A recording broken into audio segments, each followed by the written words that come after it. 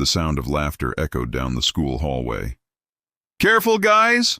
one student yelled, his voice dripping with sarcasm. "Don't slip on the janitor's bucket of dreams!" The boys burst into laughter, and dirty water splashed across the floor as one of them kicked the bucket aside. The old janitor froze, gripping his mop tighter, his head bowed, his dignity shattered. But none of them knew. The man they mocked was about to silence the entire school. Mr. Harris was 68 years old, thin, frail, his back slightly bent from years of labor, a faded cap pulled low over his gray hair. His uniform was patched, his shoes scuffed, but his eyes, though tired, still carried a softness. Every morning he swept the halls before the students arrived. And every night he was the last to leave. To most of the kids, he was invisible. To the arrogant ones, he was a target. The boys who mocked him were the opposite of everything he was: tall, loud, confident, football stars, admired and envied, always at the center of attention. In their eyes, Harris was nothing more than the janitor.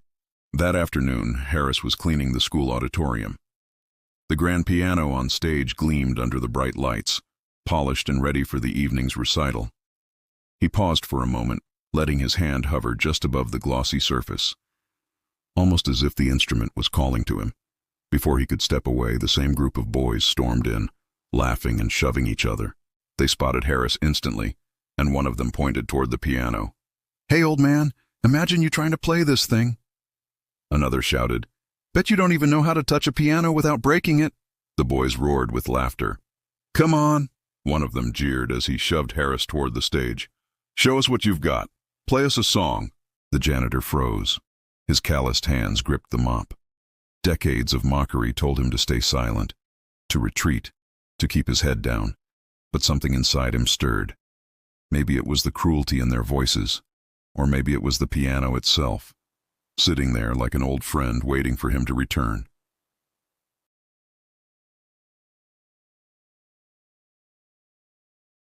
The boys cheered mockingly, convinced they were about to see a spectacle.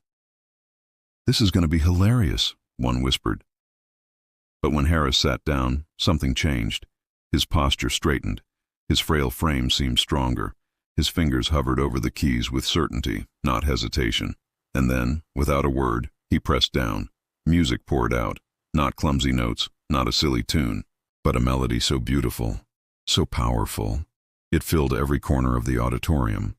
The boys' laughter died instantly.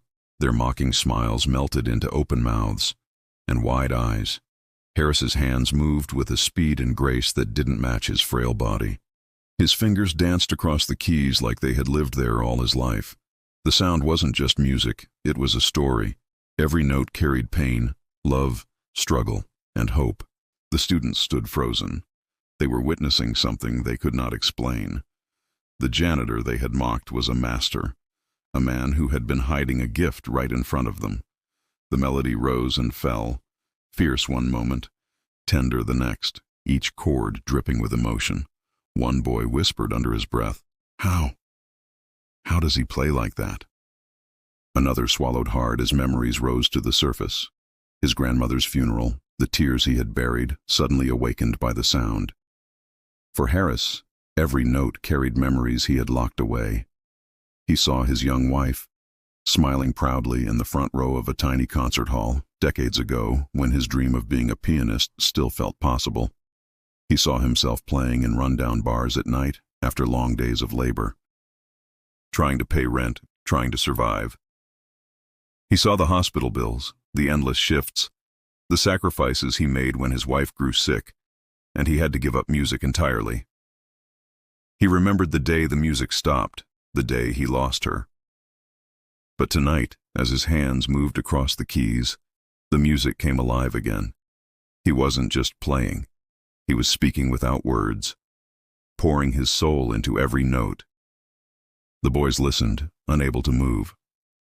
For the first time, they felt small, not because they were being mocked, but because they were standing in the presence of greatness. The music built toward a final crescendo, then softened, a gentle goodbye, before the last note rang out like a prayer in the silence. When the sound faded, the air felt heavier, as though the walls themselves were holding their breath. Then, slowly, one boy clapped, then another, and soon the entire group was applauding wildly. No laughter, no jeers, only awe. Word of what happened spread quickly through the school. By the evening recital, the auditorium was packed. Students whispered, "The janitor, he can play." Teachers shook their heads, skeptical, dismissing it as rumor. But when the stage sat empty, someone from the audience called out his name. "Harris, play for us!" At first he resisted, shaking his head, uncomfortable under so many eyes. But the crowd insisted, voices rising in unison until the principal himself gave a small nod of approval. With hesitant steps, Harris approached the piano again. The room hushed. He placed his hands gently on the keys, and once more the music began. Soft at first, like a whisper, then rising into something that wrapped around the audience, lifting them, breaking them, healing them. Mothers wiped tears. Fathers leaned forward, speechless. Even the teachers, usually so composed, found themselves moved beyond words. By the time the last note rang out, the entire auditorium was on its feet. A standing ovation thundered through the room. Harris bowed his head, tears glistening in his eyes, overwhelmed by the recognition he never sought, but had finally found. The boys who once mocked him stood at the front, their faces red with shame. One stepped forward, his voice trembling. "Sir, we're sorry. We didn't know." Harris gave him a small, gentle smile. His voice was soft but clear. "That's the thing about people. You never really know until you stop laughing and start listening. Greatness doesn't always wear a suit. Sometimes it wears a janitor's uniform. Behind tired eyes may lie brilliance.